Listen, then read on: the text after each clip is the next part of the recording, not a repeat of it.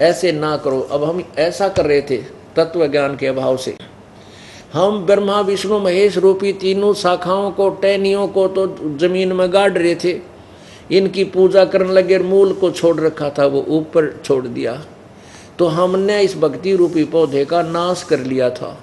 ये दास ये किसी को छोड़ने तोड़ने को नहीं कहता, इतना कहता कि ऐसा कर लो, दैट्स ऑल। इस पूर्ण परमात्मा की पूजा करो, इससे संस्कार बनेंगे, ब्रह्मा विष्णु महेश तक पहुंच जाएंगे।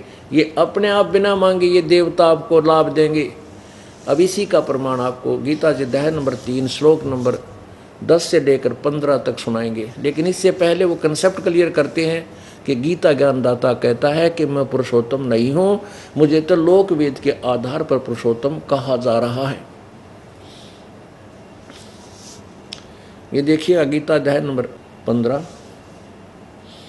आपने 16 और 17 सुन लिया कि उत्तम पुरुष तो अन्य ही है। ये पुरुषोत्तम कहो चाहे उत्तम पुरुष कहो, जो तीनों लोकों में प्रवेश करके सबका धारण पोषण करता हुआ अविनाशी परमेश्वर परमात्मा इस प्रकार कहा है। अब 18वां श्लोक 15वें अध्याय का क्या लिखा? क्योंकि मैं नाशवान जड़वर्ग अक्षेत्र से तो सर्वथा अतीत हूँ और अविनाशी जीव आत्मा से भी उत्तम हूँ, इसलिए लोक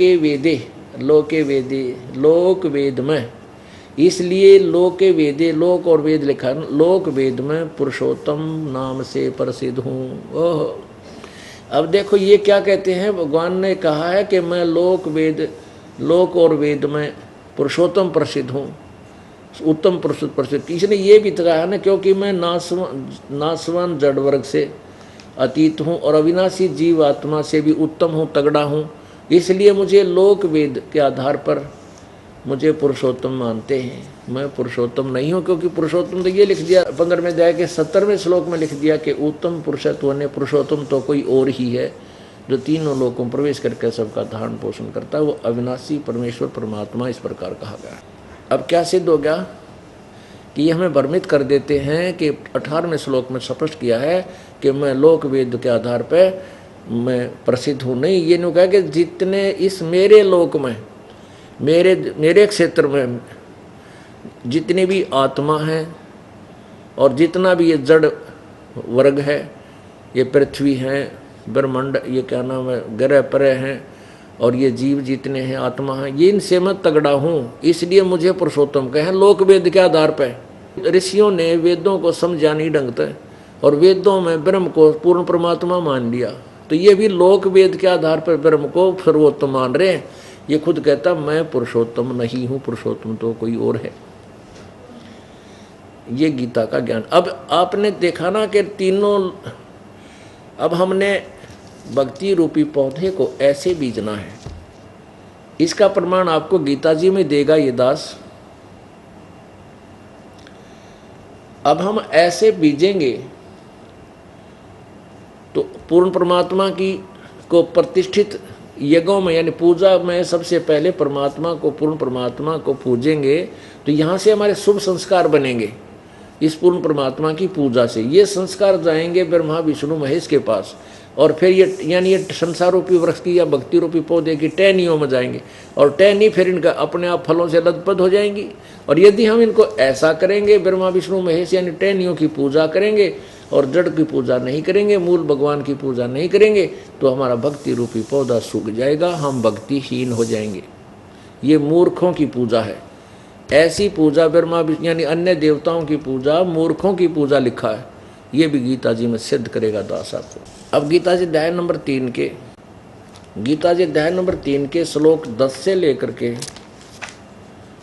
15 तक ये सब कंसेप्ट क्लियर हो जाएगा कि ये तीनों देवता यज्ञ के द्वारा बढ़े हुए देवता आपको बिना मांगे मन इच्छित फल दिया करेंगे। कैसे देंगे? कि उस पूर्ण परमात्मा को इष्ट रूप में, उसको इष्ट रूप में उसकी पूजा करने से आपके शुभ संस्कार बनेंगे। अब देखिएगा अध्याय नंबर 3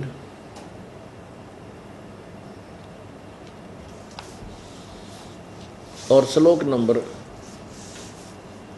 यहाँ 10 से प्रारंभ करते हैं।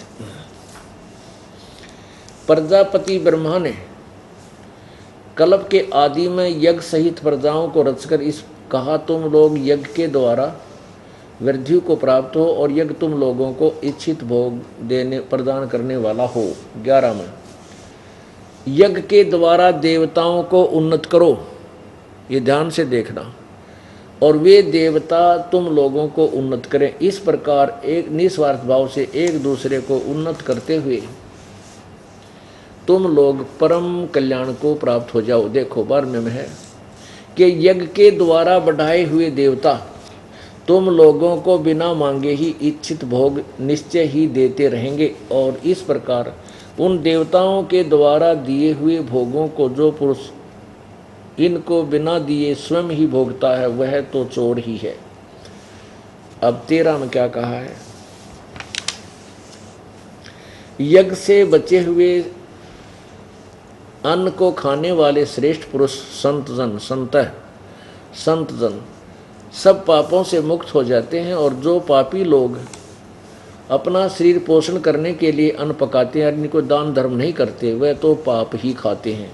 अब 14-15 में स्पष्ट किया पुण्यात्माओं कि वो यज्ञ में प्रतिष्ठित यानी पूजा इष्ट रूप में मानकर वो कौन परमात्मा है जिसकी पूजा हमने करनी चाहिए, जो यज्ञ संपूर्ण हो। कहते हैं संपूर्ण प्राणी अन्न से उत्पन्न होते हैं। अन्न की उत्पत्ति वृष्टि से होती, वर्षा से होती है। वृष्टि अर्थात वर्षा यज्ञ से होती है, और यज्ञ विहित कर्मों से उत्पन्न होने वाले होते हैं। कर्म यज्ञ कर्म सम उद्भव यानी शास्त्र अनुकूल कर्मों से जो किए जाते धार्मिक अनुष्ठान, उनसे ही यज्ञ प्रफुल्लित होती हैं। और कर्म समुदाय को ये कर्म लगे ब्रह्म उद्भव, इन्होंने ब्रह्म का अर्थ वेद कर दिया, यहाँ गड़बड़ कर जाते हैं। यहाँ लिखना है कि कर्म ब्रह्म से उत्पन्न हुए, काल से उत्पन्न हुए, ब्रह्म ही लिख दे यहाँ से, ब्रह्म से, क्योंकि हम सतलोक में रहते थे और सतलोक में हमें कोई भी काम नहीं था, हमें कर्म करके कोई भी जो ना वस्तु उपलब्ध नहीं होती थी। बिना कर्म के बिना किए ही वहाँ हमें सब चीज़ उपलब्ध थी। गीता जी में आपको यही बताऊंगा कि जो पूर्ण परमात्मा की साधना करता है उसको निष्क्रिय नष्ट कर्मी जो है ना गति प्राप्त होती है। निष्कर्मी माने बिना उद्देश्य के कर्म कति नष्ट हो जाते हैं, बिना कर्म किए हुए उसको लाभ होता, वह फल प्राप्त होता है। तो ये ब्रह्म काल के लोक में हम आए तो इसने हमारे ऊपर कर्म के फल को प्रदान कर दिया कि जैसे तू करेगा वैसे फल पाएगा, यहाँ का एक विधान बना दिया।